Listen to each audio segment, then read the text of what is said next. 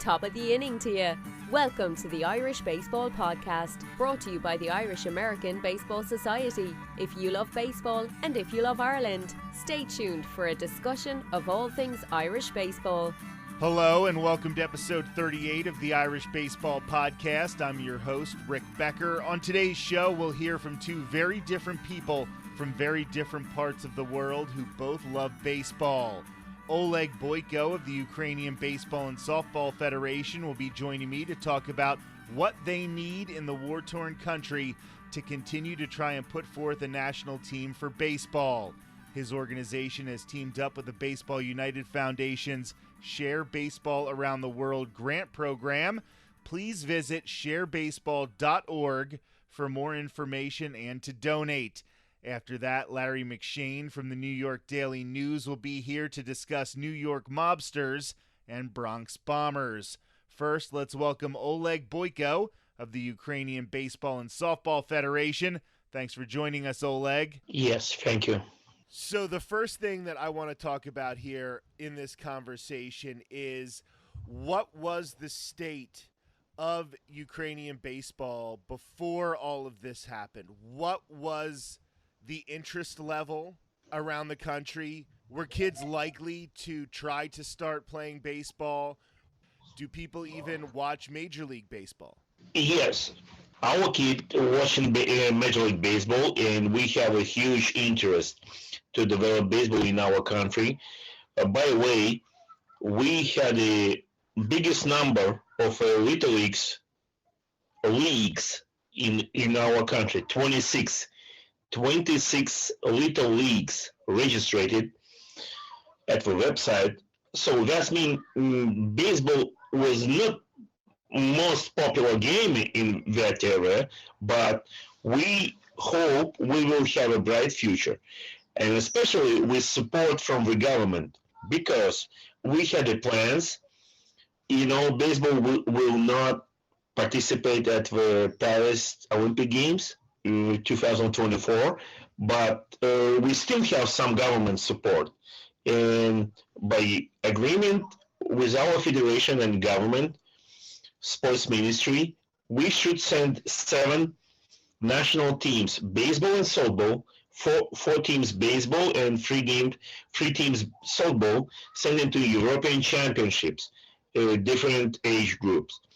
So we hope we will have a bright future and we have some resources to development. But everything was before the war started. Obviously, that's going to be the big caveat with everything. And I wanted to know, you mentioned that baseball isn't the biggest or most popular sport among the youth in Ukraine, but what are those sports, and is it easy to transfer some of those skills? Like if somebody follows another sport and you see that they have that raw athletic talent, can you try to get them to play baseball and try to adapt them to a different game? Richard, actually, yes, you're right.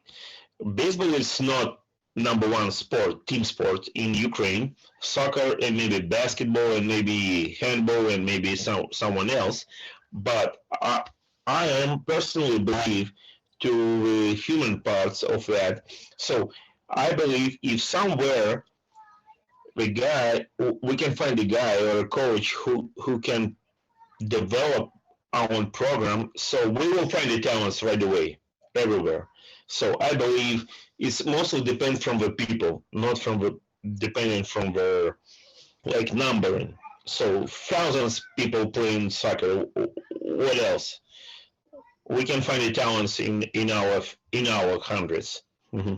So one of the ways you are trying to build baseball in Ukraine is your organization, Ukrainian Baseball and Softball Federation, has now joined up with the Baseball United Foundation for Share Baseball Around the World, the grant program. Can you talk a little bit about that? Yes, I can, and would like to. I believe Ukraine Baseball and Softball Federation is an organization which unite all community in one good spot, and we have a common plans, and we can share resources to release our programs. Yes, I believe Ukraine Baseball and Softball Federation, we can lead in development of our game in our country. It is, absolutely. What do you find are your biggest obstacles as you try to increase the participation in baseball throughout Ukraine? Are you needing equipment? Are you needing people who can teach the game? What are the obstacles to hitting that next level with baseball? Okay, Richard, first of all, we used Major League Baseball in Injury Coaches Program 20 years, and Major League Baseball sent the coach for us over 20 plus year. So we already had US coaches, but for sure we definitely would like to get the coaches and would like to get the knowledge. It's priceless and unbelievable. About increasing the numbers in that moment, in that situation, it's not such a good point, I believe. But we have a really serious, not problem, like challenge this year.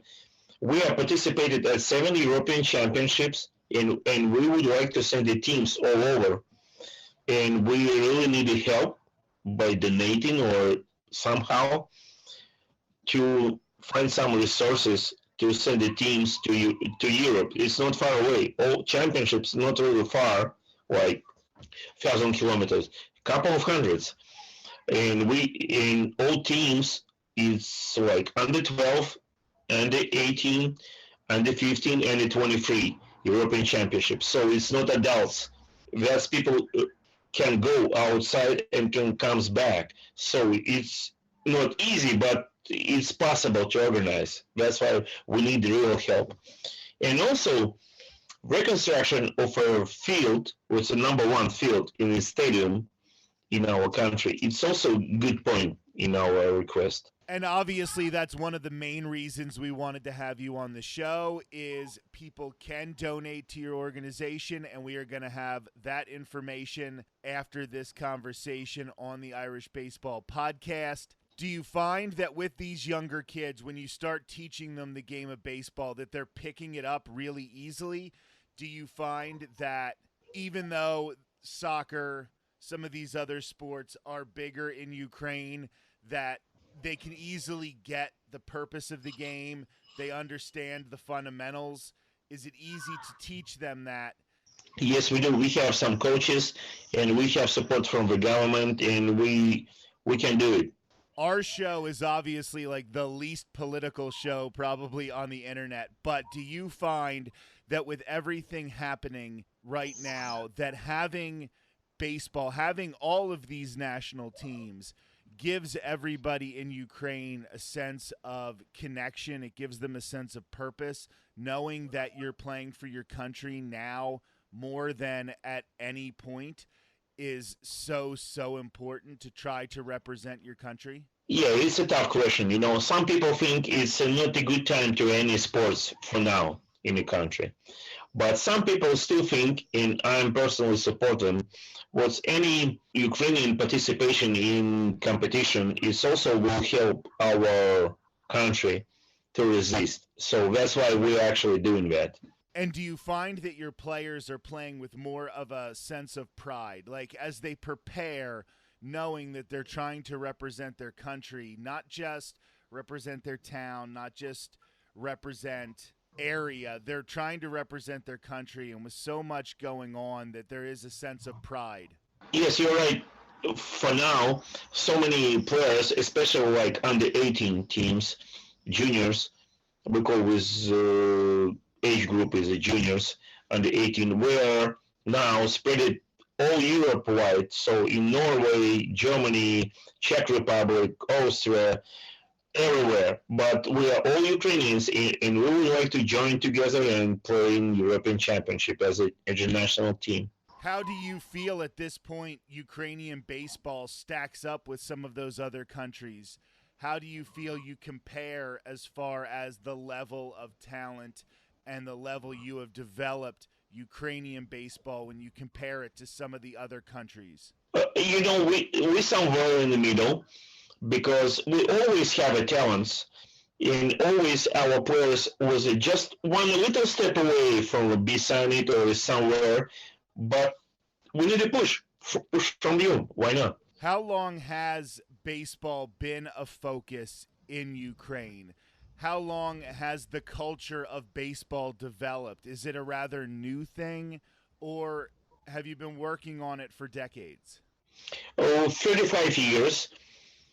Baseball already started in 1988, but we have some pretty good results, in previously in we we European Championship 2016 in under 21. So bright future, as I told you. Absolutely. When you've only been playing basically for that long, to have already had the kind of success your program has had on an international stage, that's a really, really big deal. I want to thank you so much for joining us on the Irish Baseball Podcast. Please tell everybody that if they do donate, what it's going to do to help Ukrainian baseball. For now, we really need some donations for executing programs under 23 European Championship, and we got some support from the World Baseball Softball Confederation, which made a great job, an outstanding job, to find some resources to help us. But it's not enough. We still have lots of some money, like 10,000 euros for softball, I believe, and few thousand for baseball under 23. And actually, what we're looking for. Thank you. Thank you so much for being here. Thank you, Rick. I'm Rick Becker, and this is the Irish Baseball Podcast. Right now, Larry McShane of the New York Daily News is here. I appreciate the time. Thanks for having me. I really appreciate it. So first things first, let's talk about your book, Chin. If you could give us a little detail about what it's about and who might really be interested in a book like this. Yeah, I think people that would be interested would be anybody interested in organized crime, of course, first, but also I think the history of New York in the 20th century. There's a lot in there about that. The book is basically about Vincent Gigante, who was the head of the Genovese crime family, widely considered the most powerful boss of the 5 crime families in New York City, and there's a lot of focus on his somewhat infamous efforts to avoid prosecution, which were successful for many years by pretending to be mentally ill, walking around Greenwich Village in a bathrobe and slippers. The cops once came to his house to arrest him and found him standing in the shower, fully clothed.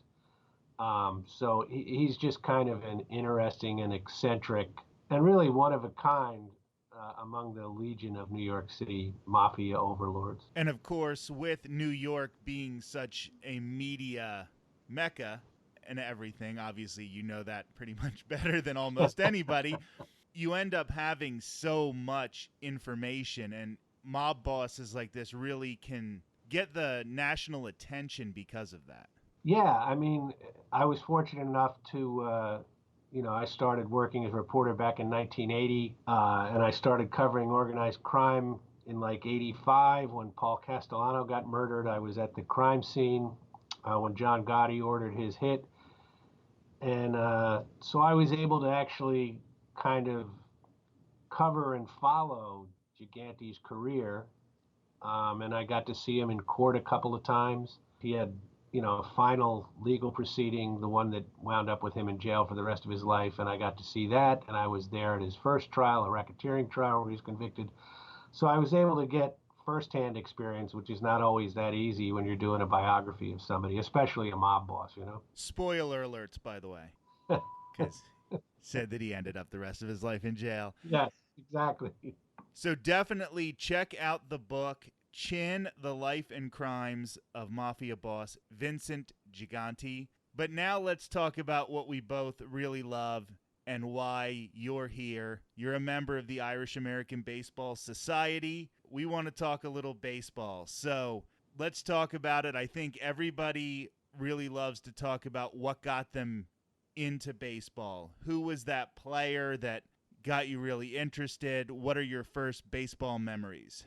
Well, I mean, I'm a Yankee fan, which a lot of people say like front runner, but I'm a Yankee fan from like the post '64 Yankees. So my guy when I was a kid and for a long time was Bobby Mercer. You know, I caught Mantle on kind of his last legs. I guess Yogi's last year as manager of the Yankees in '64, right? '63, '64. I don't back off being a Yankee fan. I'm not a front runner. I was there for Horace Clarke and Stan Bonson and, you know, the great Mel Stottlemyre and a lot of guys that nobody really remembers anymore, you know? I mean, I went out to Shea for 2 years when I was a teenager to see him play out there when they were redoing the stadium. And when you say seeing Mantle in his last legs, you literally mean it. Like, that is a very, very apt description of Mantle's late career. So as a Yankee fan, obviously going through all that, you did go through some rough years at the beginning of your fandom, but especially very recently, you've had a lot of success. What has that been like? Not only witnessing the success as a fan, but as somebody reporting on the city and being in that mode as well. Yeah, I kind of feel like when the Yankees are doing well, it's good for the city. You know, I'd say the same about the Mets. I'm not one of these Yankee fans who hates the Mets. My father actually was a huge Mets fan. He's an old Brooklyn Dodgers guy, and he's a National League guy. I had an Irish uncle of mine, Patty Donovan, who got me on the Yankees. So, but yeah, I mean, I guess I was still 17 in '76 when they, you know, the Chambliss home run, and they finally made the World Series. I went to the series in '76 against the Reds, and I went in '78 against the Dodgers. So I had a good taste of like, you know, hey, the Yankees, the old time Yankees. Then came the '80s, not so great. And then of course the generation of Williams and Jeter and Pettit and all those guys, you know. So yeah, I've been pretty fortunate as a Yankee fan, and of course even though they haven't won in a while, they always field a very competitive team, and you know they're not afraid to throw some money around. Although I wish they hadn't thrown so much at Giancarlo Stanton. So like you said, with the Yankees being good is good for the city, the Mets being good is good for the city. And as somebody who covers a lot of different aspects of the city in your reporting, how do you find that the baseball really interacts with the politics and some of those other stories that you cover on a daily basis? Well, I think the biggest, you know, interaction of the teams in the city was after 9/11, you know. I just recently did a story about specifically the Mets response after 9/11. You know, Johnny Franco is a local guy, and Al Leiter from Jersey, and the whole team, Bobby Valentine kind of leading them, you know, setting up a staging area and packing tractor trailers with stuff to send down to Ground Zero. So I think that's probably the greatest example. I mean, I think when Giuliani was mayor, of course, he loved being in those box seats at Yankee Stadium with his hat on and, you know, associating himself with the team when they were really, really winning on that tear where they had the 4 World Series, you know? What are your thoughts with, in the last couple of years, them going to the new Yankee Stadium? What are your memories from the old Yankee Stadium, and have you already started to develop new memories from the new incarnation? I was in the old Yankee Stadium. The first game I went to, me, my brother, and my father, God almighty, it was Bat Day in like '67, I want to say, which, like I said, I saw Mantle. And, you know, I was actually at the first game when they opened the new stadium. Jimmy Wynn hit a home run to dead center field for the Yankees, and you know, it was still the same. It was still the same stadium, though. You know what I mean? The new stadium, I don't know. It's like a giant ATM. You know what I mean? It seemed to be everything is expensive. I mean, it's a beautiful ballpark. Don't get me wrong, but my heart sort of belongs to the old stadium. For Oleg Boyko of the Ukrainian Baseball and Softball Federation and Larry McShane of the New York Daily News, I'm Rick Becker, and this has been episode 38 of the Irish Baseball Podcast.